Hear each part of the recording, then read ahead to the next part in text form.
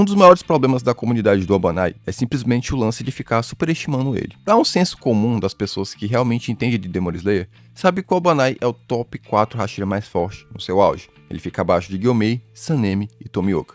Até porque se a gente for pegar os atributos do Abanai, não tem como escalar ele acima desses 3 personagens. Quando você pega os Hashiras no modo base, o Abanai ele fica ali entre o 7º e o 8º lugar. Tem um certo debate entre ele e o Tokito, né? Justamente, né, já que os dois na forma base são quase do mesmo nível. E sinceramente eu não entendo porque as pessoas ficam tanto superestimando o Abanai. Porque quando você pega as regras de Demon Slayer, como aquele universo funciona, fala que uma das coisas mais importantes que tem nesse universo é o lance do seu físico.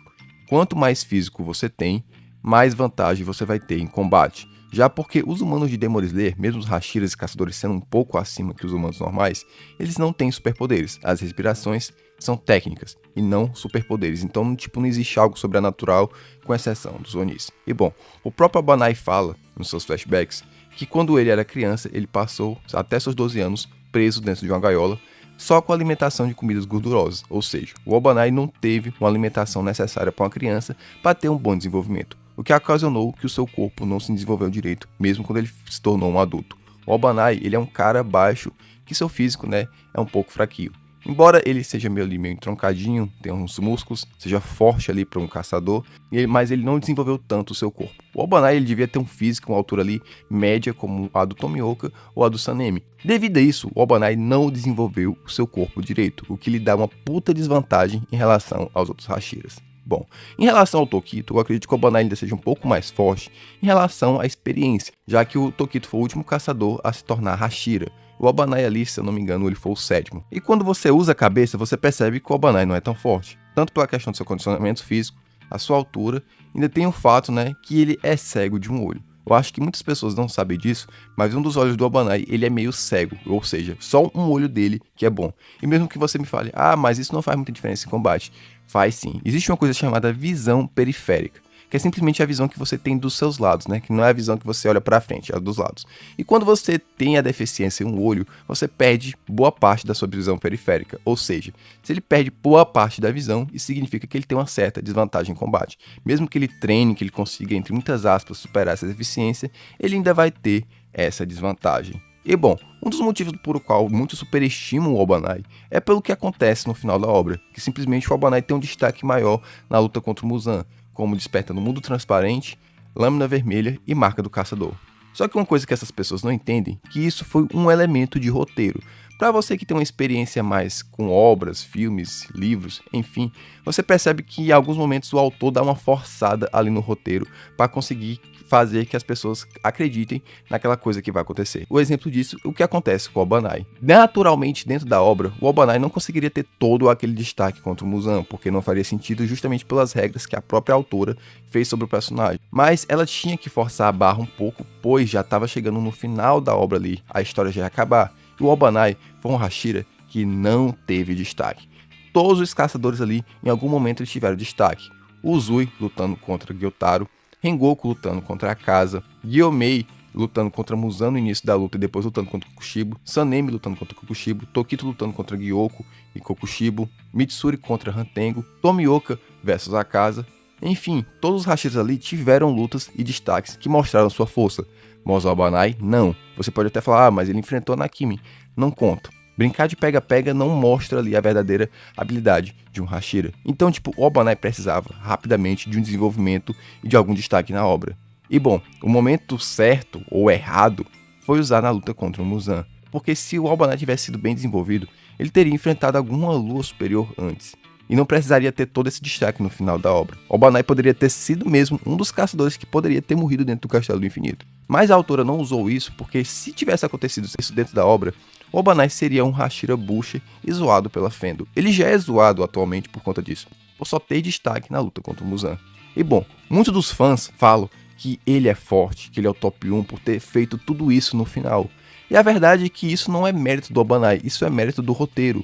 Porque se você avalia os outros pontos da obra que aconteceu para cada Hashira, Despertar a Marca do Caçador, Despertar a Lâmina Vermelha, teve grande dificuldade, teve todo o desenvolvimento, mas o Abanai não. O Abanai simplesmente recebeu aquelas habilidades, as duas de uma vez, de graça. E fora que a gente nem conta direito que ele tem um mundo transparente, porque literalmente foi por um segundo e ele não usou mais. Os fãs também do Obanai usam o argumento que ele foi muito resistente e foi melhor do que os outros. Irmão, o Obanai era o único Hashira que tava full ali. Com exceção, é claro, da Mitsuri, né? Porém, a Mitsuri, ela acabou sendo tirada de combate. E sim, aqui eu não vou comparar o Obanai com a Mitsuri, porque a gente sim tem noção que no auge o Obanai é muito superior a ela.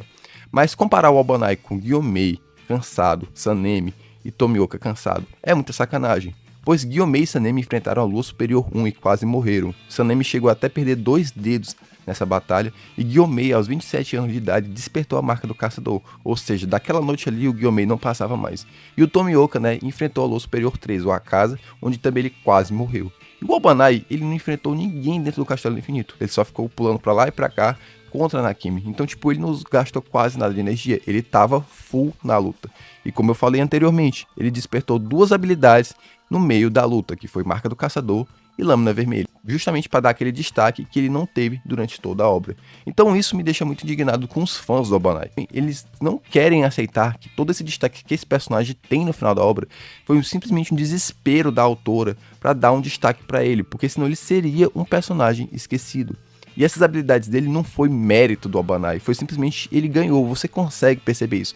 Qualquer pessoa que pega Demon Slayer, que lê do começo ao fim, vai perceber que esse lance do Obanai despertar a Lâmina do Caçador e Lâmina Vermelha ao mesmo tempo é muita forçação de barra. O personagem não tinha condicionamento físico, não tinha habilidades e não tinha feitos possíveis para fazer isso. Ele simplesmente ficou com raiva porque a Mitsuri foi tirada de combate e despertou todas essas habilidades. Mas parando de falar um pouco do Obanai e falando sobre a fanbase em si, uma das coisas que me deixa mais indignado com essa fanbase é porque ela tem um arquétipo. Basicamente a maioria dos fãs do Obanai, você vai ver, é um moleque baixo, arrogante, que se acha muito. E o motivo disso é bem óbvio, ele se identifica com o personagem. Porque parando de falar sobre as habilidades do Obanai e falando sobre o personagem em si, sinceramente o Obanai é um dos personagens que eu mais detesto. Porque ele é muito chato e muito sem graça. Cara, a primeira vez que eu vi assim o Obanai, eu já não fui com a cara dele, justamente pelo design dele. Cara, porque eu detesto aqueles personagens que tem um estilo misterioso, que usa máscara, que quer pagar de fodão. E fora toda a situação que ele fez ali, né, junto com o Sanemi, na reunião dos Hashiras, já não fez eu ir muito com a cara do personagem. Na época mesmo também eu não fui com a cara do Sanemi, mas com o tempo eu comecei a gostar dele e hoje em dia o Sanemi é o meu personagem favorito de Demon Slayer.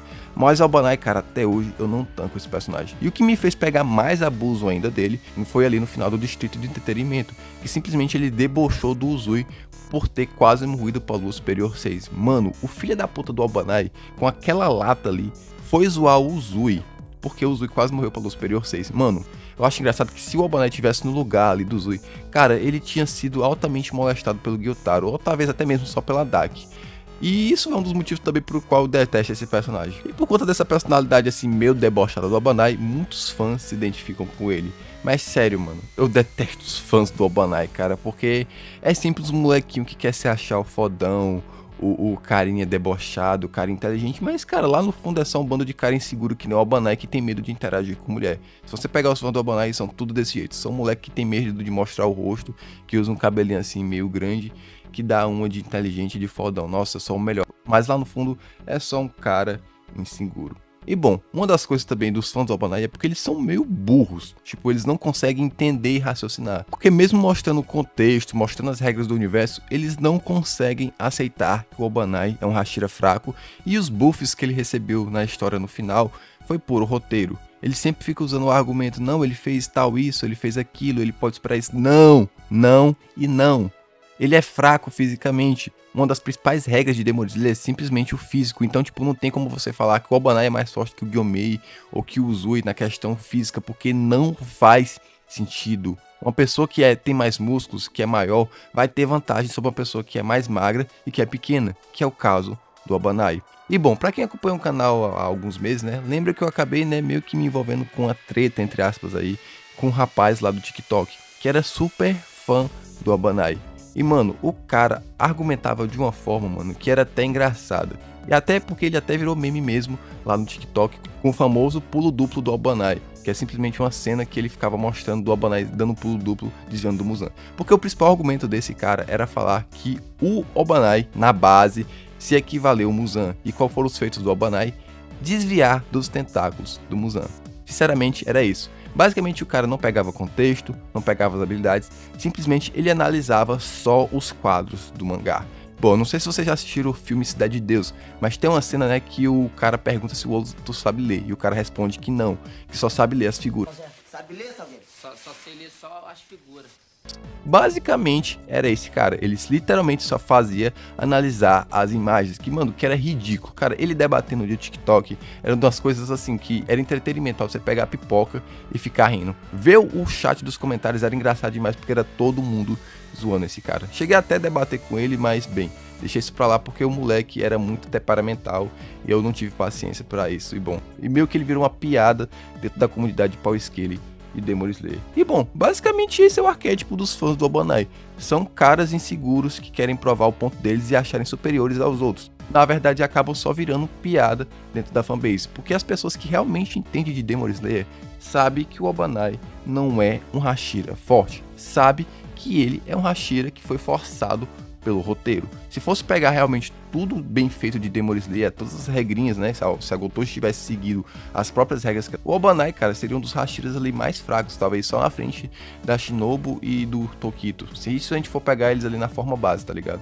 Porque o que acontece? Tipo, se você analisa bem direitinho ali o Abanai, ele só fica à frente desses dois Hashiras, tipo, não tem como escalar ele acima dos outros. E é por isso que eu detesto a fanbase do Abanai, porque simplesmente os caras não conseguem entender o básico, simplesmente desligam o cérebro para a obra, para as regras, para tudo que é apresentado e tentam colocar o Abanai como top 1 Hashiras, e não é. Como eu expliquei aqui no vídeo, não faz nem sentido ele estar acima do top 4. O Abanai vai ser o eterno top 4 auge dos Hashiras de Demon Slayer. A fanbase da Shinobu antigamente sempre foi uma fanbase muito de boas, que é uma fanbase que a maior parte dela é feita por garotas, até porque a Shinobu, né, é uma personagem feminina. Era bem óbvio que ela ia atrair mais mulheres do que homens. E bem, a fanbase da Shinobu sempre foi uma fanbase tranquila, já que eles sempre aceitavam que a Shinobu era a Hashira mais fraca, e sabe que seu maior feito foi ter derrotado o Doma a Luz Superior 2, mas não usando sua força em combate, e sim a sua inteligência, que foi aquele método, né, de se enchendo de veneno para ser absorvida pelo Doma e assim facilitar tanto para Kanao e para Inosuke para derrotar esse demônio. Bom, até o ano de 2024 e até começo de 2025, essa fanbase era totalmente tranquila. Todos aceitavam que a Shinobu era a Hashira mais fraca, mas reconhecia a importância dela na história. Que sim, Shinobu é uma das personagens mais importantes que tem em Kimetsu no Yaiba. Mas o que é que aconteceu? Em 2025 foi lançado o filme, né, do Castelo do Infinito. E logo na primeira luta, temos a luta da Shinobu versus o Doma. Mas bem, Davi, por que essa fanbase piorou em 2025? Bom, antes desse filme, a gente só tinha o material do mangá. E a gente sabe que o mangá de Demon Slayer, né, ele é muito diferente do anime, né? Já que a Ufotable, que é a empresa responsável por animar Demon Slayer, ela acaba enfeitando muito. E a prova disso que a gente viu foi no filme Mugen Train, já que a luta de Rengoku contra a Casa no mangá, ela é bem curta. Já na versão do anime e filme, ela foi bem estendida. Coisa que muita gente já ia esperar que ia acontecer nesse filme, já que tanto no arco do Distrito Entretenimento e Vila dos Ferreiros, a gente viu, né, que as lutas foram um pouco estendidas, né, para dar mais aquela emoção pro público, já que as lutas em Kimetsu no Yaiba no mangá são muito curtas. E bom, o problema foi, quando teve os vazamentos do filme, quando o filme tinha lançado só no Japão, várias cenas da luta da Shinobu contra o Doma foi demonstrado uma força absurda dessa Hashira. E aí que começou o problema. Devido às cenas que foram mostradas, muita gente começou a escalar a Shinobu como uma das Hashiras mais fortes, até mesmo acima de Hashiras com marca do caçador. Cheguei a ver ranks que colocavam a Shinobu em quarto lugar de Hashiras mais fortes. E se você tem um conhecimento mínimo sobre Demon Slayer, você sabe o quão errado isso é. E devido a isso, começou a surgir várias lives e vários debates na internet sobre a questão da força da Shinobu. E bom, eu não entendo por que essas pessoas começaram a escalar tanto essa personagem, já o que foi mostrado durante a luta dela contra o Doma na animação foi basicamente as cenas que foram mostradas no mangá, só que de uma forma mais estendida e mais bonitinha. O principal problema que teve na animação para fazer a galera escalar muito a Shinobu foi em relação à velocidade, que foi aquele ataque final que a Shinobu fez no Doma, que ela joga para ele pro teto. E isso começou a fazer as pessoas acharem que a Shinobu era muito mais forte do que o Uzui, Rengoku, Tokito, Obanai, Tomioka, enfim, só colocando ela ali abaixo do Gyomei e de outros Hashiras ali mais ou menos como Sanemi marcado, Tomioka marcado, enfim, foi uma confusão gigantesca. E a verdade é que, gente, ela sempre vai ser a top 9, porque a Shinobu, ela não despertou marca do caçador. Então, ela não tem por que ela ser mais forte do que um caçador, por exemplo, como a Mitsuri, que é marcada, o Tokito, que é marcado, o Obanai, que é marcado. Não faz sentido.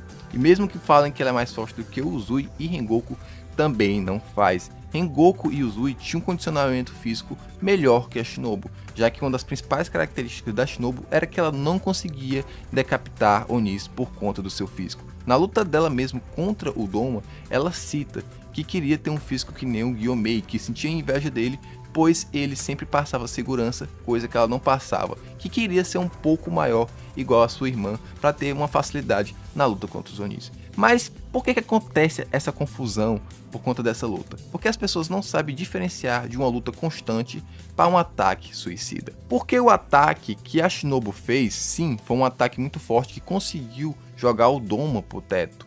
Mas esse foi um ataque suicida, a Shinobu só conseguiu fazer isso uma vez, pois ela usou o máximo do seu corpo, que era um corpo que já estava todo ferido, e ela fez tudo aquilo, né, para se sacrificar, pois depois daquele ataque ela não ia conseguir fazer mais nada. Diferente de uma luta constante, como por exemplo a gente pode pegar o Tengu Uzui, que lutou boa parte da noite ali contra o Gyutaro no Distrito de Entretenimento, e depois de ter perdido a mão, ainda conseguiu lutar com ele ali de igual para igual, naquela cena final que para mim é uma das cenas mais épicas de Demon Slayer, o caçador conseguindo lidar com os golpes. Agora a luta da Shinobu, aquela ceninha final, foi um ataque suicida. Depois que ela fez aquele ataque que jogou o Doma pro teto, ela não conseguiu fazer mais nada. Aí que vem o problema do Power Scaling. Porque a comunidade Power Scaling de Demon Slayer, eles não sabem avaliar a força dos personagens. Eles pegam esse feito da Shinobu, que foi um ataque suicida, e avalia como sendo um ataque mega supremo que faz ela superar todos os personagens. Mas a verdade é que não, porque aquilo ali é o único ataque que ela fez.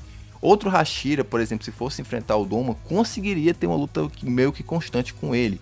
Rengoku, Tomioka, Obanai, Sanemi, claro, né, naquele contexto que o Doma também não vai levar eles a sério.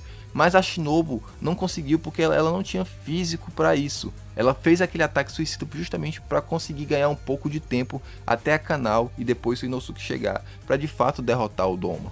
Então, uma coisa que a comunidade da Shinobu tem que entender é que esse ataque dela não faz ela se tornar uma Hashira mais forte ou uma das mais fortes. Aquilo ali foi um ataque suicida. Ela ainda vai continuar sendo a top 9. Vocês, fãs da Shinobu, que agora em 2025 ficaram chato pra caralho, vocês têm que entender, igual a fanbase do Obanai, que físico é uma das coisas mais importantes que tem em Demon Slayer.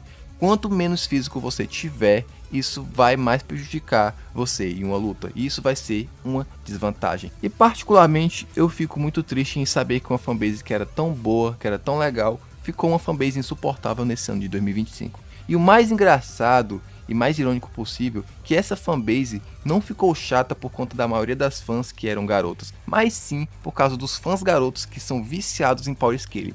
Foram esses caras que destruíram a fanbase da Shinobu, que deixou essa fanbase insuportável em 2025. Incrível que pareça, não foram as garotas que eram fãs, que é a maioria, não, foi a minoria dos garotos que é fã da Shinobu que conseguiu destruir a fanbase dela nesse ano.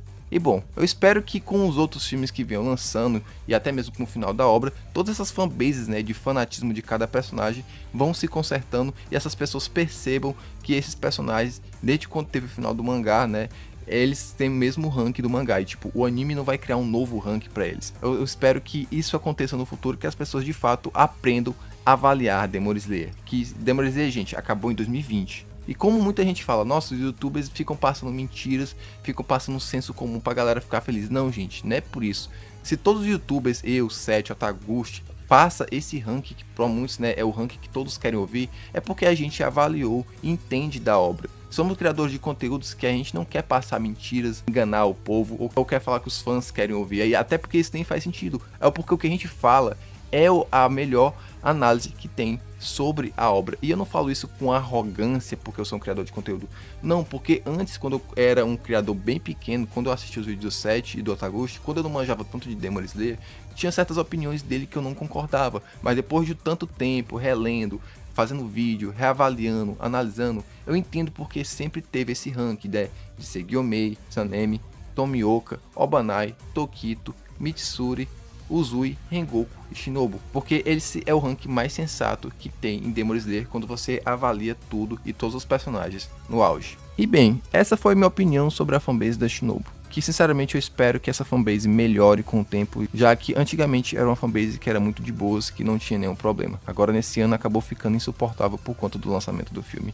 Como sempre, começando da coisa mais leve, um dos problemas que tem na comunidade do Tokito é simplesmente a rivalidade que ela tem com a fanbase do Abanai. Que bem, eu não queria falar isso, mas eu tenho que admitir que o Abanai ele é mais forte e superior ao Tokito. E isso as pessoas têm que entender que é um fato. Existe muito essa rivalidade na comunidade do Tokito e do Abanai, já que os dois ali são bem próximos. Porque eu particularmente considero o Abanai o quarto Hashira mais forte e o Tokito o quinto mais forte. E bem, antigamente eu considerava o Tokito o terceiro mais forte, mas depois de várias análises eu percebi que o Tokito não era tão forte assim. E por que existe essa rivalidade entre as duas fendas? É porque Tokito e Abanai eles têm praticamente quase as mesmas características. Só que o fato é que o Abanai ele teve mais vantagens. Porque primeiramente, o Abanai ele conseguiu despertar a lâmina vermelha e conseguiu usar ela de forma mais eficiente.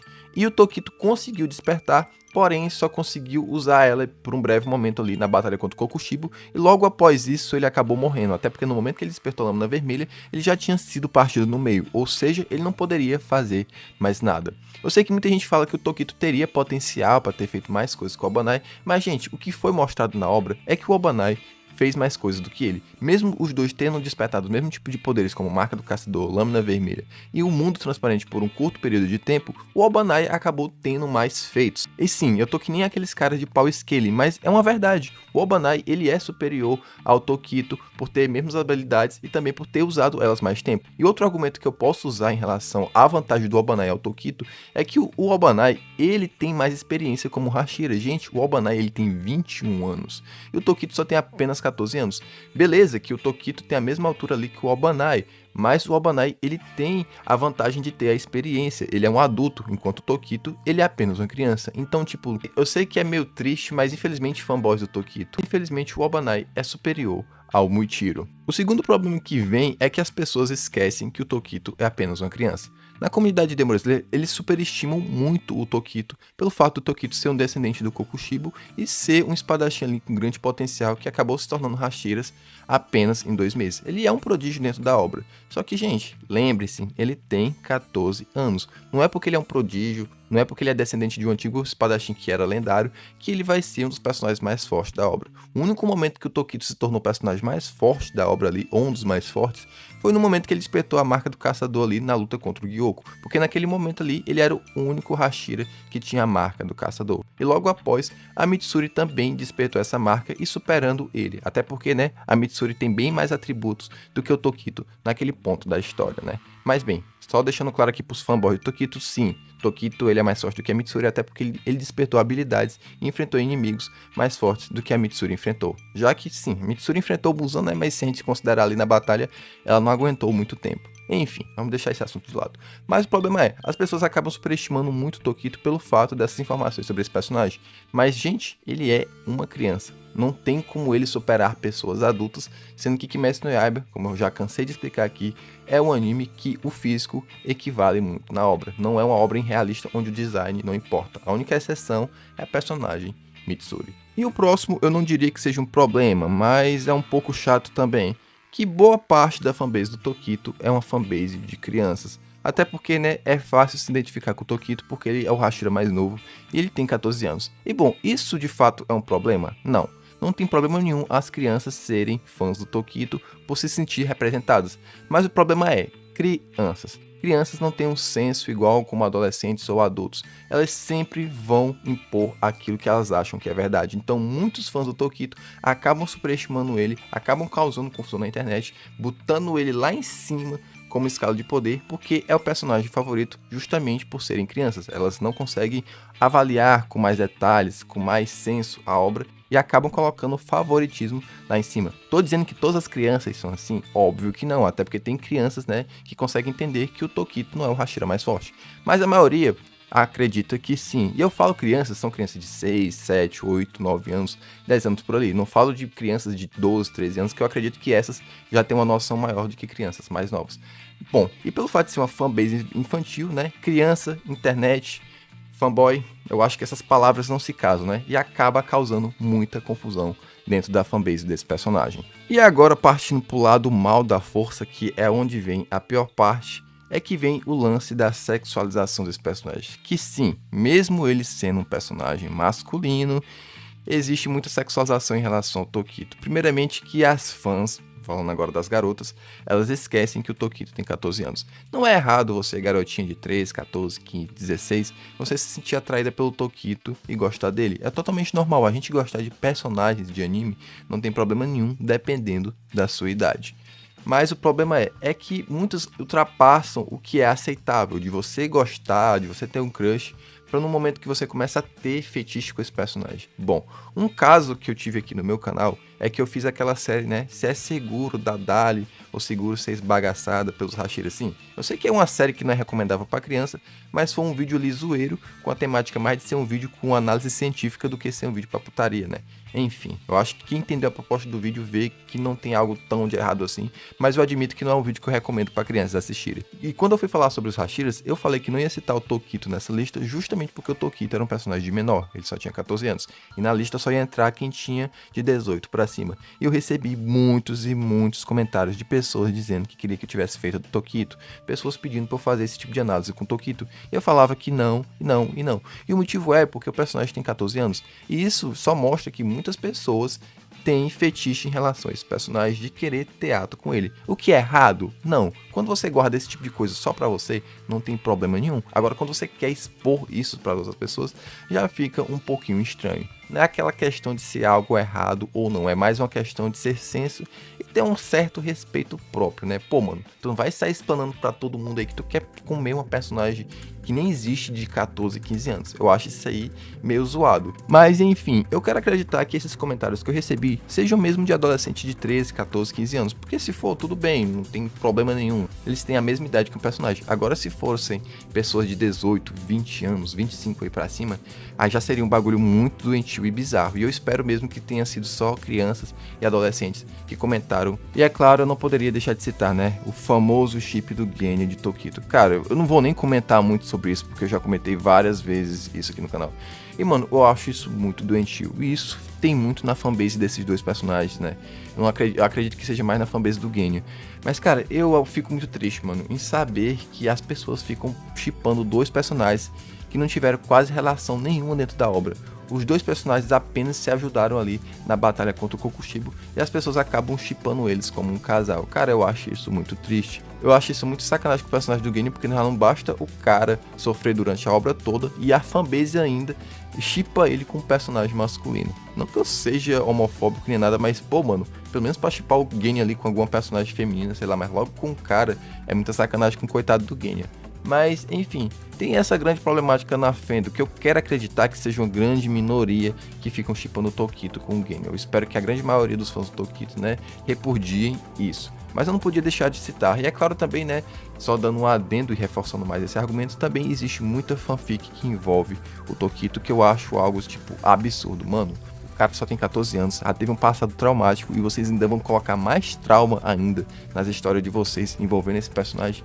Enfim, eu não vou mandar você pesquisar, mas se você tiver curiosidade aí, só pesquisa aí que você acha muito fácil. Fanfic que envolve o coitado do Tokito. E bom, esse foi o meu vídeo sobre os problemas que eu vejo na fanbase do Tokito. Eu acredito que não é tão problemático igual a do Abanai e da Shinobu, mas tem os seus problemas também, né? E bora começar por um ponto positivo. Sim, um ponto positivo falando de fanbase. Até porque isso não vai ser muito comum aqui nesse tipo de vídeo não.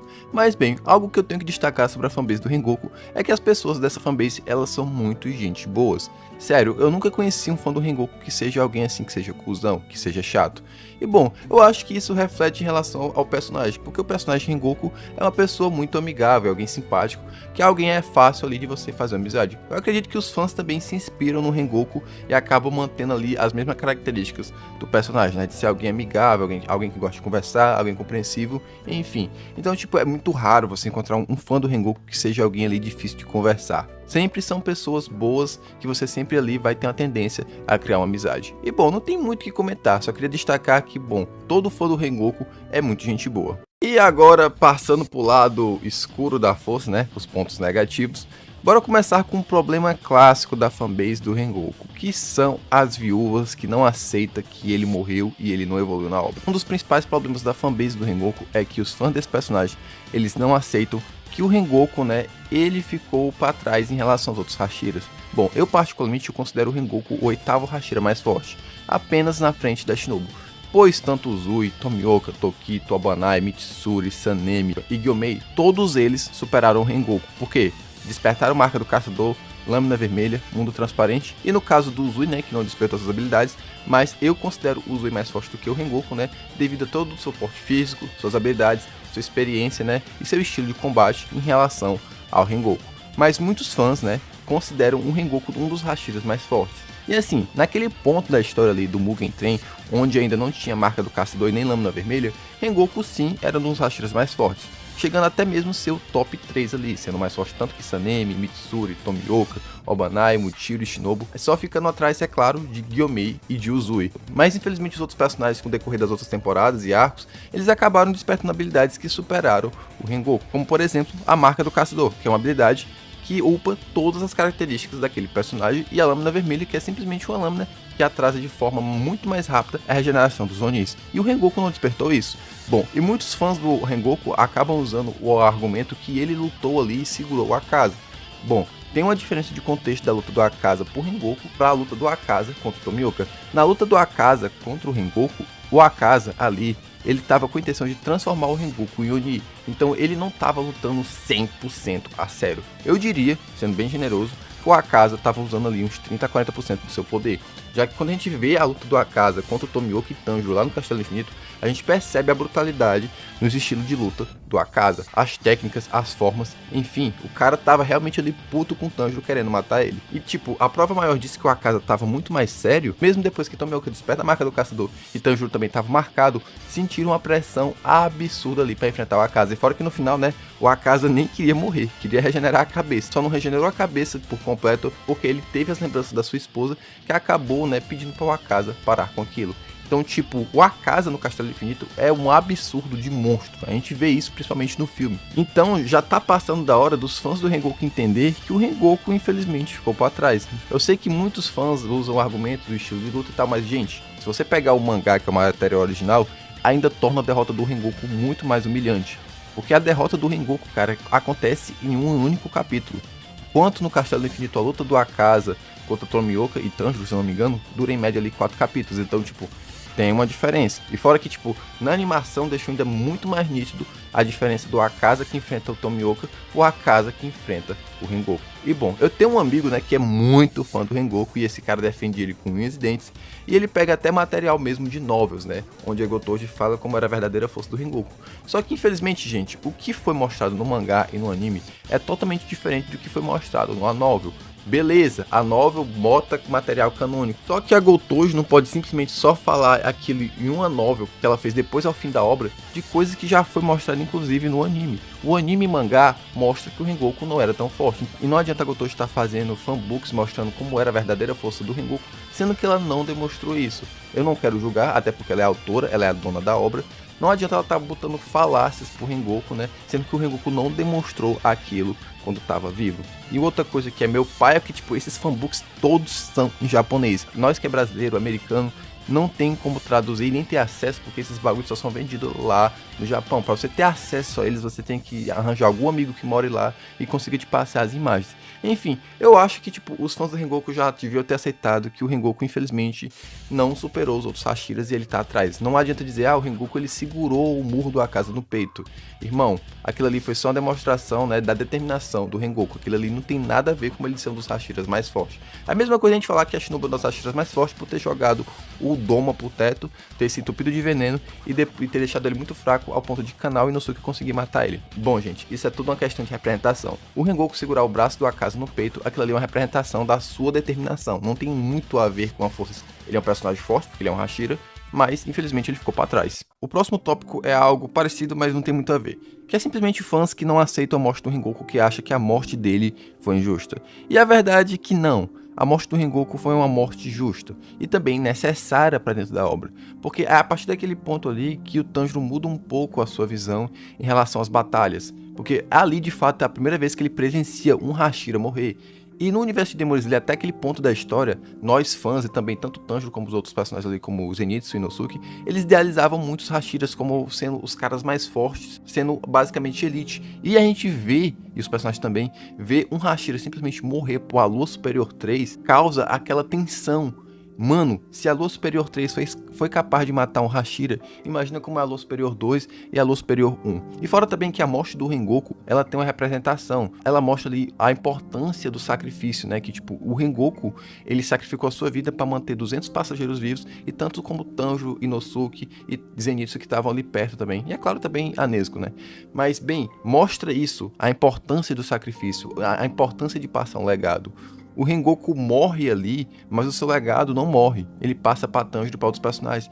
Eu sei que fica até um pouco forçado em Demon Slayer, o pessoal ficar relembrando do Rengoku, mas o Rengoku tem sim uma importância de legado na obra, né? Ele já salvou várias pessoas ali de forma indireta, como por exemplo o Kotetsu, a Mitsuri, vários outros personagens ali que o Rengoku acabou ajudando durante a obra. E simplesmente esse é o papel do Rengoku na obra. Rengoku tá lá para mostrar a importância do sacrifício e que os mais fortes sempre têm que proteger os mais fracos. Basicamente, essa é a função do Rengoku da história. Rengoku em si, ele é um personagem complexo, embora muitos definam ele só como o cara que é ligado no 200 e que sempre tá sorrindo. Não, o Rengoku sim é um personagem que tem uma profundidade. E bom, o próximo ponto é algo que não é tão chato assim, mas incomoda um pouco, porque acaba ofuscando a verdadeira mensagem do Rengoku, que é simplesmente a saturação da sua frase, que a famosa frase do Rengoku é incendeie seu coração. Essa frase que foi algo bem impactante na época que o filme lançou, mas depois de um tempo essa frase meio que perdeu o valor dela, porque começaram a fazer muitos edits, muitas pessoas começaram a repetir essa frase e meio que saturou. Hoje em dia, incendeie seu coração não é uma frase mais que tem muito impacto. Qualquer pessoa fala isso aí por aí, até mesmo uma pessoa que nem nunca assistiu Demon Slayer fica citando essa frase. Então, tipo, isso é algo que não é muito grave, mas é algo que, tipo, satura um pouco. E é aquele problema mais de internet mesmo, né? Você tá na internet, as pessoas acabam usando muito. Eu acho que isso é um problema que acontece mais aqui no Brasil. Eu não sei na gringa, posso estar falando merda aqui. Mas aqui no Brasil tem um costume muito de ficar saturando as coisas. Um meme, quando surge em uma semana, na próxima semana ele já tá obsoleto porque as pessoas usaram tanto que ele acaba perdendo a graça. A mesma coisa que aconteceu com essa frase do Rengoku, que é uma frase muito foda, mas de tantas pessoas repetirem, de tantas pessoas fazerem edit, acabou que ela perdeu o peso dela. Hoje em dia é uma frase assim que você escuta e você fala, ah, legal, da hora, mas não tem mais aquele peso quando você escutou ela pela primeira vez. E falando de saturação também, né, tem o famoso meme do Rengoku Rosquinha. Sério, porra, esse meme já tá muito batido. Nem eu, que sou um cara que gosta muito de zoar, eu não faço muito essa piada aqui no canal, porque, mano, esse lance do Rengoku Rosquinha, cara, já saturou. Tá chato. Eu sei que isso talvez nem é uma coisa dos fãs do Rengoku, mas de haters mesmo que falam isso só pra tirar onda com o personagem. Mas é uma coisa que também tá na frente do Rengoku.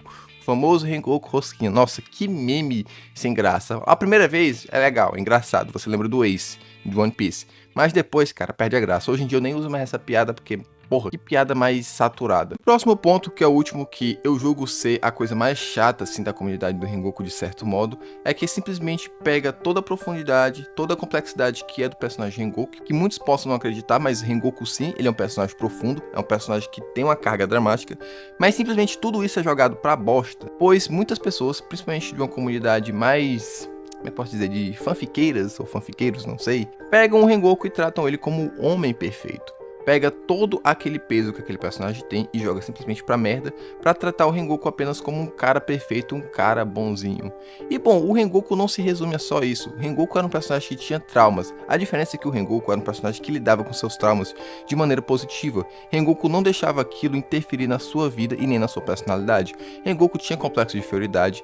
O Rengoku tinha problemas de aceitação, já que seu pai não gostava dele. O Rengoku, ele se sentia mal pelo seu pai não apoiar ele como um caçador. O Rengoku se sentia mal por ver o seu pai se perdendo na depressão após a morte da sua mãe. O Rengoku, sim, era um personagem que tinha seus problemas internos, mas a diferença é que de outros Hashiras, o Rengoku, ele não queria transparecer isso. O Rengoku era até um pouco parecido com a Kanai, só que o Rengoku de uma forma mais exagerada, até porque os dois são bem parecidos, eram pessoas que sofriam de forma interna, mas não queriam demonstrar isso para as pessoas, justamente para poder ajudar elas. O Rengoku era assim. O Rengoku era um personagem que tinha problemas. Dá pra fazer um vídeo sobre toda essa questão da carga dramática e dos problemas que o Rengoku tinha. Só que as pessoas simplesmente esquecem isso e taxam como o Rengoku como o Mai, o cara que tá sempre ligado no 200. E mano, eu acho isso chato. Eu acho isso chato porque Demon Slayer já é uma obra em si curta, já é uma obra que hoje em dia as pessoas já não levam tanto a sério, principalmente por causa da fandom, que a maioria são crianças. E ainda pegar um personagem que tem uma boa plot, uma boa história, e simplesmente resumir a ele como um homem bom,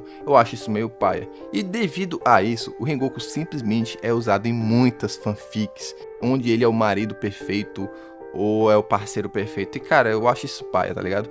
Vejo problema em fazer fanfic do Rengoku? Não, podem fazer o que quiser com o Rengoku, mas parem de taxar o Rengoku só como um homem perfeito, porque ele não é um homem perfeito. Ele é uma pessoa que sabe lidar bem com seus problemas internos, ele é uma pessoa madura, mas ele não é perfeito. O Rengoku sim tinha seus problemas, e você falar que o Rengoku é o homem perfeito, você simplesmente tá esquecendo toda a carga dramática e todos aqueles problemas psicológicos que aquele personagem sofria de forma interna.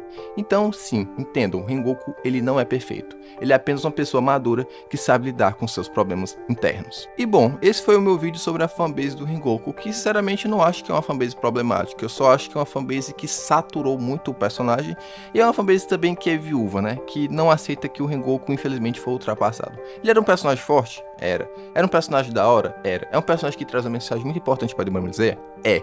Mas infelizmente, gente, Rengoku morreu, ficou no passado, e a gente apenas tem que aceitar que o Rengoku é um personagem tão incrível justamente porque a sua história foi finalizada. Se o Rengoku tivesse ficado vivo durante a obra, provavelmente o Rengoku não fosse um personagem tão legal. E também fãs, principalmente você, Mael, eu sei, Mael, você tá assistindo esse vídeo. Cara, Rengoku não é top 2. Rengoku foi um personagem que foi superado, e isso é deixado bem nítido na obra. E eu vou começar com o maior problema da fanbase da Mitsuri, que é a questão da sexualização excessiva. E bem, esse ponto aqui é muito delicado para falar sobre. Primeiramente que, assim, o personagem, o design dela, justamente é com a intenção de atrair o público. É um design ali chamativo, né, para as pessoas irem conhecer a obra. A gente sabe muito bem aí como é o marketing que funciona no Japão. E bem, muita gente acaba, né, pegando a Mitsuri e fazendo muitas fanarts e outras coisas também que vocês sabem, né. Naquela guiazinha anônima ali, vocês já pesquisaram muita coisa sobre essa personagem, que eu sei, vocês não me enganam. E bem, eu não vou mentir, não vou ser um hipócrita, que sim, eu acabo quando abro o Pinterest e vejo muita imagem, a Mitsuri ali um pouco turbinada, com as roupinhas de praia, eu não vou ser hipócrita, eu acabo sim vendo o conteúdo da Mitsuri que é sexualizado e assim, eu gosto, eu sou homem, eu vou admitir isso pra vocês. Mas eu admito também que isso é um problema, pois a gente acaba reduzindo muito a Mitsuri a ser uma gostosa. A gente acaba esquecendo a história dela, o papel dela na história, e acaba focando mais na questão do corpo da personagem. E bem, infelizmente para quem é fora de Demon Slayer, que não assiste muito a obra, acaba vendo a Mitsuri como a gostosa do anime, a peituda, a garota fofinha ali que chama a atenção. E isso é um pouco triste, mesmo que a história da Mitsuri não seja tão trágica que nem a dos outros Hashiras, dos outros personagens, mas ela é uma personagem sim que tem uma história até que triste, e também tem a questão que ela representa ali como era que as mulheres eram tratadas ali no início do século 20 no Japão, né, que se a mulher não tivesse um corpo ou uma aparência perfeita, não era ideal para casar. A Mitsuri traz essa mensagem. Futuramente eu pretendo trazer um vídeo, né, só sobre esse assunto envolvendo a personagem.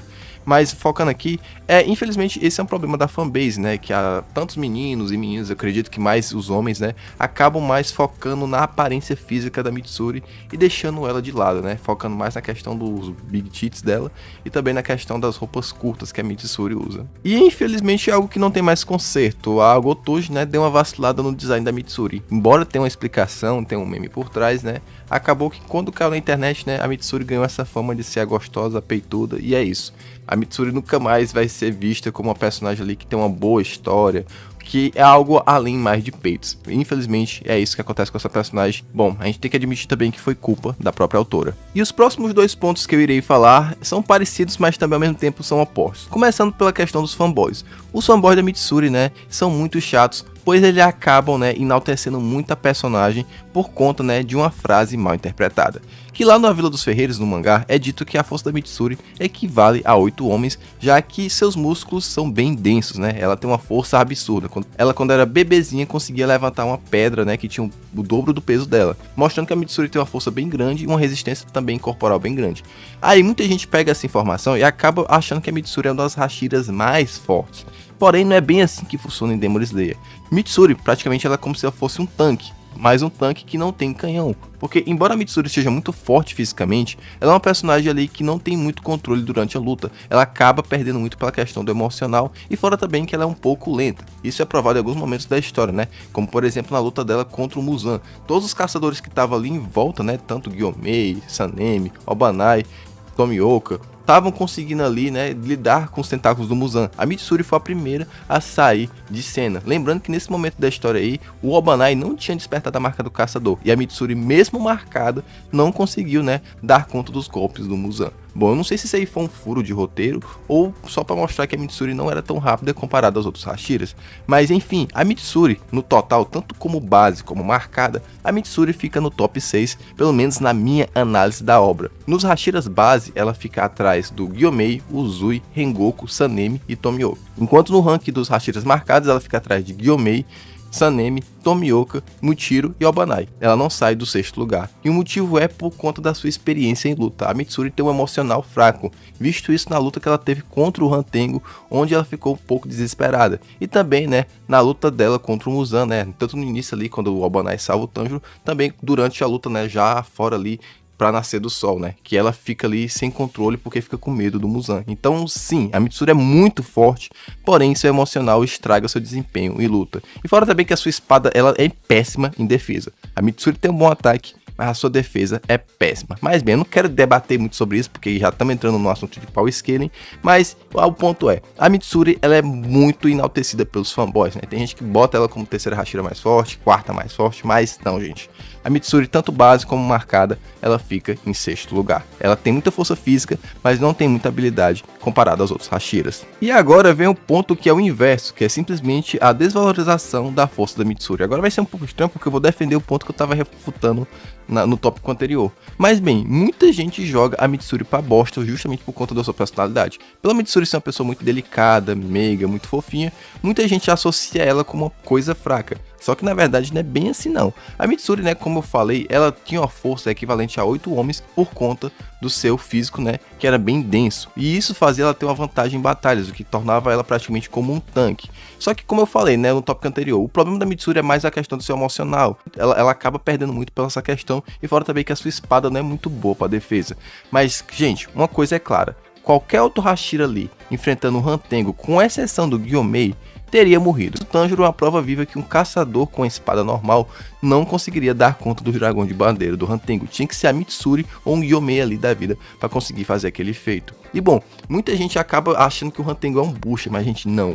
Aquela versão final do Hantengo não é bucha. Aqueles dragões de madeira ali seria um inferno para um caçador que tem uma espada normal conseguir dar conta daquilo. Mesmo marcado, teria dificuldades. Os Hashiras como Obanai, Sanemi, Tomioka e Tokito conseguiriam dar conta daqueles dragões se eles tivessem a lâmina vermelha, né? Porque a lâmina vermelha deixa a espada mais forte, né? E assim acabaria, né, atrasando a regeneração do Hantengo ali dos seus dragões, cortaria com mais facilidade. Mas só com a marca do caçador, igual como foi o Mitsuru lutou ali, cara, os outros não conseguiriam dar tanto conta. Enquanto ele estivesse defendendo de um ataque, chegaria outro dragão e matariam eles. Ah, mas fulano de tal é mais rápido. Ah, fulano de tal tem uma mentalidade. Outro tem uma estratégia melhor. Não. Os dragões 4 de uma vez ali, meu irmão. O caçador ali não ia conseguir dar conta, não. Ele teria que ter uma espada ali especial como a da Mitsuri para dar conta. É como eu falei. Fora a Mitsuri, só o Gyomei conseguiria ter uma luta eficiente contra o Hantengo naquela versão final. E lembrando, né, que tipo, pra matar o Hantengo, tem que ser mais de um caçador. Um caçador sozinho não mata ele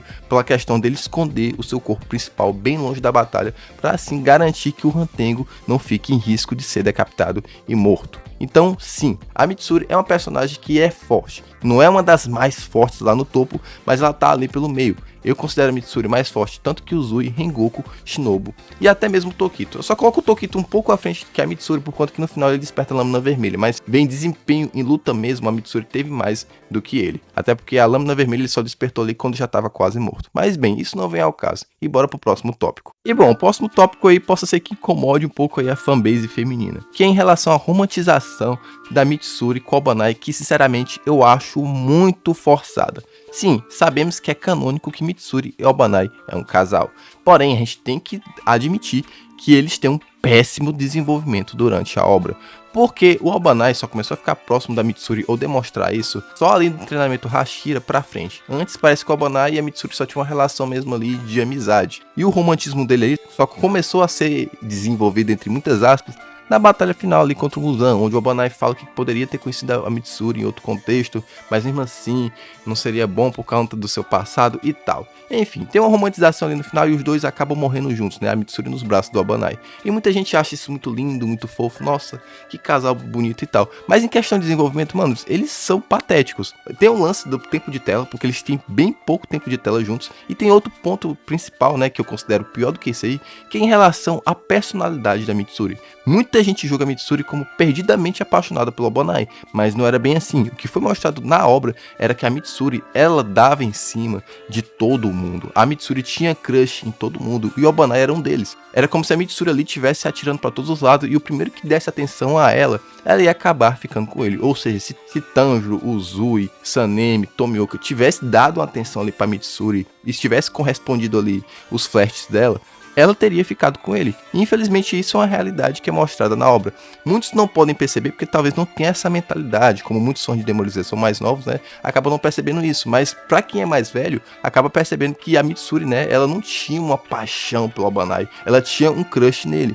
E crush é uma coisa que você consegue ter em várias pessoas. Você que é homem ou mulher, você consegue ter crush em garoto B, garoto A, garoto C, garoto D. Agora, apaixonado mesmo, você só teria por uma única pessoa. E a Mitsuri não demonstrou ser apaixonada pelo Obanai. Porque se ela fosse realmente, de fato, apaixonada por ele, ela não dava em cima e nem flertava com os outros personagens. A Mitsuri até mesmo chegou a flertar com o Tanjiro. Então, irmão, não tem esse lance de, nossa, que romance lindo, porque não foi. Ela tinha crush nos Hashiras, em alguns personagens, e a intenção da Mitsuri dentro da obra era conseguir o marido. Então, tipo, ela meio que tava um pouco desesperada ali. Então, meio que ela flertava com todo mundo. Então, eu acho muito estranho a galera ficar com esse romantismo todo da Mitsuri com o Obanai. Sim, eu sei, é canônico, mas não é algo que é bem desenvolvido, né? Principalmente pela questão do pouco tempo de tela e pela questão da personagem Mitsuri. Gente, não sobra nada pro Obanai. Ele foi simplesmente ali, né, o reserva da Mitsuri. E bom, o último tópico que eu vou estar citando aqui, né, que é um pouco parecido com o primeiro tópico que eu citei, mas aqui já não vai pro lado da sexualização, mas sim da personalidade da Mitsuri, que é a questão das plataformas TikTok e Twitter pegar a Mitsuri e reduzirem a ela a uma personagem fofa. Cara, isso eu acho que não é culpa só dessas plataformas, como também, né, da questão de toda personagem na mídia. A Mitsuri, ela não paga aquela impressão que é uma personagem séria. Ela simplesmente é um alívio cômico que foda-se a sua história, foda-se os feitos dela, é só a gostosinha kawaii. E, mano, isso eu não vou dizer que é algo que me incomoda, até porque, tipo, eu durmo tranquilamente sabendo que isso existe. Mas eu acho que isso deve ser muito paia pra quem é muito fã da Mitsuri e ver que sua personagem favorita, que tem uma história legal, tem uma mensagem que quer ser passada em Demon Slayer, é simplesmente reduzida. Ai, eu sou kawaii, fofinha, garotinha, qualquer tipo peituda. Pô, mano, eu acho isso muita sacanagem pra quem é fã da personagem. Porque muitas meninas acabam se identificando com a Mitsuri por toda aquela questão da aceitação, questão do bullying, a questão da força feminina, porque querendo ou não, a Mitsuri mostra o quanto as mulheres podem ser fortes, né? Mesmo a Mitsuri tendo essas mensagens que ela quer passar, infelizmente ela é reduzida a sempre a garotinha kawaii, fofinha, que é vista nas redes sociais e por boa parte aí da fandom, né, que não é tão engajada assim na questão da história dessa personagem. E bom, não tem muito o que comentar, é basicamente isso. E eu acho que vai mudar isso? Não, não vai mudar. O mangá já acabou, o anime já tá perto de acabar e a Mitsuri já não vai ter muitos feitos dentro da obra. E isso também é um pouco culpa da Gotoji. A Gotoji transformou a Mitsuri muito fofa. A Mitsuri poderia ter tido um desenvolvimento maior na obra para condizer com seu passado de aceitação, de evoluir e tal, mas não. Mas aconteceu que a Mitsuri ficou muito bombona no mangá e principalmente no anime, então isso não vai mudar. E infelizmente é uma realidade e isso também é um problema da fandom, né? A fandom também deu mais gatilho para ver a Mitsuri como a garotinha kawaii. E bora começar logo metendo dois pés na porta, que é o lance da romantização do Doma, que eu acredito que muitos de vocês queriam tanto esse vídeo justamente para tocar nesse assunto. Bom, um dos maiores problemas que tem na comunidade do Doma é que seus fãs romantizam demais esse personagem.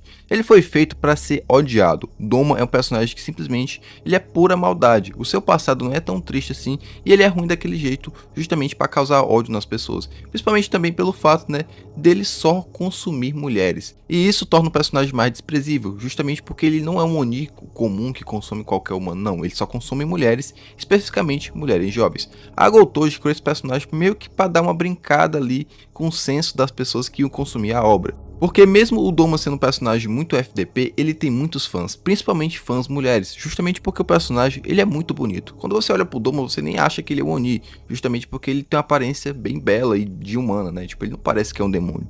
Mas justamente isso é pra brincar com o senso das pessoas, que as pessoas acabam, né, se encantando mais pela beleza do que pela personalidade. E isso é um dos grandes problemas que tem na fanbase do Doma, porque por conta disso, as meninas amam demais esse personagem e você não pode nem falar mal dele, justamente que o personagem é mal pra cacete, tipo, o bicho é um filho da puta. Mas às vezes quando você fala mal dele, com razão, né, muitas fãs partem pra xingar você justamente porque elas idolatram o Doma. E sério, eu não consigo imaginar como é que as meninas gostam tanto desse personagem. O cara literalmente só mata mulheres jovens. O Doma, posso estar errado, eu acho que ele passa um pouco aquela referência de caras, né, que seduzem mulheres mais novas justamente pra, vocês sabem o que, né? Só que no caso do Doma ele mata, né? Se bem que também tem casos na vida real, né, de homens que se aproveitam de mulheres mais novas, né, fazem o que querem e depois descartam elas, né? Mas eu acho que a intenção do personagem era mais passar esse senso, assim, de que as pessoas são meio hipócritas, acabam se perdendo mais pela beleza. E bem, em um tópico mais à frente eu vou acabar me aprofundando mais em relação a isso aí. O segundo ponto ele casa um pouco com o primeiro, que é em relação aos conflitos entre as fanbase, porque assim, existe dois tipos de fã do Doma. O fã do Doma, que reconhece que ele é um personagem desprezível, mas acha interessante pela proposta dele, e outros fãs, né, que simplesmente idolatram o Doma e passam pano pra ele. Todas as ações dele são justificadas. E bom, esses fãs acabam brigando muito, né? E a gente sabe, né, que o tipo 1 é o tipo certo. Doma não é pra ser um personagem idolatrado. A autora criou esse personagem para ser de fato odiado. Não tem por que as pessoas de fato amarem ele. E é sempre aquela briga. As pessoas falam das maldades que o Doma fez. A outra galera passa pano, diz que ele teve uma infância traumática, porque os pais dele colocaram ele para ser um líder religioso. E assim por diante. Tem aquele conflito entre as duas fanbases. Bom, não tem muito o que se aprofundar, porque justamente é isso. É duas fanbases brigando, uma que reconhece que o Doma é mau e gosta dele, e outra fanbase, né, que passa um pano pro Doma e acha que tudo aquilo que ele fez é justificável. E que acredite se quiser, tem gente que odeia a Shinobu simplesmente por ela tentar matar o Doma, que de fato, no caso, ela matou, né, indiretamente. E falando em rivalidade, é claro que eu não poderia deixar de citar, né, a rivalidade entre os fãs do Doma e os fãs do Akaza. E bom, nesse ponto aqui eu também entro no meio, porque sinceramente eu considero que o Akaza, no final da sua vida, ele superou o Doma, justamente porque o Akaza superou a decapitação, coisa que o Doma não superou. E bom, o motivo é claro porque o Akaza era um Oni que tinha um objetivo, ele era um Oni ali que ele queria chegar a algum lugar, ele tinha sentimentos, mesmo que fossem reprimidos por conta da maldição do Muzan. Já o Doma não, o Doma era uma casca vazia que só tava ali mesmo para fazer o que queria e é isso. Ele só tava seguindo ali o fluxo e é isso, só seguia a vida. E bom, eu creio que o Akaza superou, porque o Akaza, naquele momento que ele luta contra o Tomioka e o Tanjiro, né, quando ele regenera a cabeça, de Shirin nenhuma mataria ele, o Akaza só morreria para a luz do sol. Enquanto o Doma, né, ele não conseguiu já regenerar sua cabeça justamente por não ter objetivo. Aí tem aquela discussão, muita gente acha que o Doma ainda continua sendo mais forte por conta de ter Kekijutsu, né, e habilidades, né, mais fortes que o Akaza. Mas tem gente, né, como eu também, que acredita que o Akaza superou, pois o Akaza ali só morreria para Nichirin. Enquanto o Doma dava para ser cauterado com a quantidade X de Hashiras, né, cortando a cabeça dele, o Akaza já seria diferente. Porque mesmo que se cortasse a cabeça dele, ele iria regenerar. Beleza que a gente tem um elemento do roteiro, né, que após ele perder a cabeça, ele acabou relembrando, né, as memórias que tinha da sua esposa, do seu mestre, do seu pai. Mas se a gente tirasse isso da jogada, né, colocar sua casa como um Oni que não ligou para as lembranças, né, que quis continuar lutando, ele venceria os outros Hashiras. Assim, ele pode até ter menos poder bruto que o Doma em relação a isso, mas em questão para derrotar ele, o Akaza seria mais difícil em relação ao Doma. E outra coisa também que vale ressaltar, o Doma não apresentou muitas habilidades dentro da obra. Ele é o famoso personagem das hipérboles e falácias, porque falou muito e demonstrou pouco, né? A prova disso é que ele acabou perdendo para a Hashira mais fraca, beleza que teve o contexto do veneno, mas não conseguiu de fato logo de cara derrotar dois adolescentes que nem tinham a marca do caçador, que no caso era Kanao e Inosuke. São dois personagens que tinham nível Hashira, mas naquela altura do campeonato ali eram os mais fracos, pois muitos dos Hashiras ali naquela altura do campeonato já tinham desbloqueado a marca do caçador, e eles dois não é, eles eram caçadores que não eram considerados Hashiras e conseguiram derrotar a Lua Superior 2, sim, a fucking Lua Superior 2, que só fica atrás do Muzan e do Kokushibo. Então assim, nesse ponto eu até entendo essa rivalidade, tá ligado? Eu sou uma pessoa que pesa mais pro lado do Akaza, porque se for avaliar de fato quem daria mais trabalho para ser derrotado ali dentro do Castelo Infinito, na minha visão, minha opinião, seria o Akaza. O próximo ponto é a interpretação errada em relação ao personagem do Doma. Porque o Doma, ele é um personagem que ele é niilista, ele não tem personalidade, ele não tem emoção. Tudo aquilo ali dele é tudo fingimento. Aí muita gente parte para dizer que o Doma ele é um personagem que tem sentimentos, que ele é daquele jeito porque ele queria sentir algo, mas não. O Doma simplesmente ele é uma casca vazia. É deixado isso bem claro dentro da obra. Ele não é um personagem romântico, ele não tem empatia, nem nada. Ele só finge ter aquilo. Muita gente fala que ele era apaixonado pela mãe do Inosuke, não. Ele só viu ali a situação da mulher, por algum motivo ele sentiu um pouco de pena e deixou ela viver ali. No momento que ela descobre que o Doma consome mulheres, ele vai lá e sem nenhum tipo de empatia, vai lá e mata ela. Se ele fosse uma pessoa que tivesse um pouco de sentimento, ele tentaria conversar com a mãe do Inosuke, mas não. Ele simplesmente matou ela de graça, mesmo ela vivendo um tempo ali com ele. Isso prova que ele não tem sentimentos. Ele pode até ser legal conversar ali, mas ele simplesmente não tem empatia. Ele pode até ter um tipo de pena ali da mãe do Inosuke e tal, ter deixado ela ter vivido ali um tempo com ele junto com o bebê, mas no momento de eliminar ela, ele não sentiu nenhum tipo de pena e nenhum tipo de empatia. Então não, o Doma não é um personagem romântico, ele não tem sentimento, e no final da obra ele não se apaixonou pela Shinobu. Aquilo ali foi só uma forma da autora mostrar que o Doma não sabia nem o que ele sentia, ele simplesmente começou, entre muitas aspas, a gostar da pessoa que matou ele. Aquilo que ele estava sentindo não era sentimento de amor, era algum sentimento, sei lá, de frustração, alguma coisa do tipo. Simplesmente ele só ficou impressionado como a Shinobu conseguiu matar ele, e isso, né, ele achava que era um sentimento de paixão, mas na verdade não era. Ele só ficou realmente frustrado e impressionado com a pessoa mais fraca do que ele, derrotou ele. Então não, o Doma não tem emoções, ele é simplesmente um personagem niilista, ele é simplesmente uma casca vazia. Ele é simplesmente uma coisa que não tem emoções. E é claro que eu ia deixar a cereja do bolo pro final, que eu sei que muita gente também tá esperando isso aqui. Que o nosso querido Doma, a sua fanbasezinha é famosa por criar as fanfics. E meu irmão, eu já dei umas olhadas nas fanfics do Doma e são as piores que tem. Se você acha que as fanfics que envolvem a Mitsuri, a Shinobu, os Hashiras são ruins, cara, é porque você não viu as do Doma. A do Doma é cada coisa doentia que assim, que se envolvesse só o Doma adulto, tudo bem, mas tem fanfic que envolve o Doma criança. E assim, é um bagulho doentio, porque sinceramente eu não sei qual o problema das pessoas, principalmente a fanbase feminina, de criar fanfic envolvendo o Doma, que é Doma com a casa, é Doma com o Inosuke, é Doma com o canal, é Doma com o Shinobu. É muita merda que você vai ver em relação às fanfic do Doma, nunca pesquise. É um dos piores problemas que tem nessa fanbase. Eu acho que quando falo em fanfic de Demon Slayer, a primeira coisa que vem na sua cabeça é o personagem Doma, que ele é o mais usado nesse tipo de coisa. E é claro também, né, as fanfics de Osei, onde as garotas, né, se envolvem com o Doma dentro da obra. E que pra mim, cara, é a coisa mais nojenta do mundo, porque a intenção do personagem é simplesmente ser um personagem odiado, justamente porque ele só mata mulheres jovens. Aí vai lá as menininhas de 13, 14, 15 anos e vão fazer uma fanfic envolvendo o Doma, tendo relação com ela. Cara, sério, às vezes eu queria entender o que se passa na cabeça dessas meninas, assim, porque, tipo, eu nasci homem, eu já sou um cara adulto. Eu queria saber o que é que passa na cabeça dessas adolescentes de gostar de umas paradas tão bizarras. É assim, eu sei que não é todas as garotas que tem isso, eu tô falando da parte, né, da fanbase otaka, da minoria ali, que eu sei que tem muita garota que gosta dessas paradas de fanfic. Então, tipo assim, cara, eu queria entender qual é o problema das mulheres de gostar de um personagem que simplesmente mata mulheres jovens. Bicho, é o efeito do Dark Romance na cabeça dessas meninas. Mas enfim, eu não vou falar muito, né, porque depois vão dizer que eu sou misógino. Mas enfim, queria encerrar o ponto do vídeo com esse ponto que acho que é o principal problema da fanbase do Doma. E bom, chegamos no final de mais um vídeo, e essa foi minha opinião sobre a fanbase do Doma e os seus principais problemas. Agora eu quero saber sua opinião, e se você gostou desse vídeo, é claro, deixa seu like, se você é novo, se inscreve, e ativa o sino para não perder quando tiver saindo vídeo novo. E bom, deixe sua opinião aqui embaixo e é claro, não me xingue. Meninas, desculpem, mas vocês precisam tratar esse problema aí de vocês de fazer essas fanfics. Até eu já fui alvo de fanfic, infelizmente. Enfim, mas é isso. Muito obrigado por ter assistido, valeu, falou e até a próxima.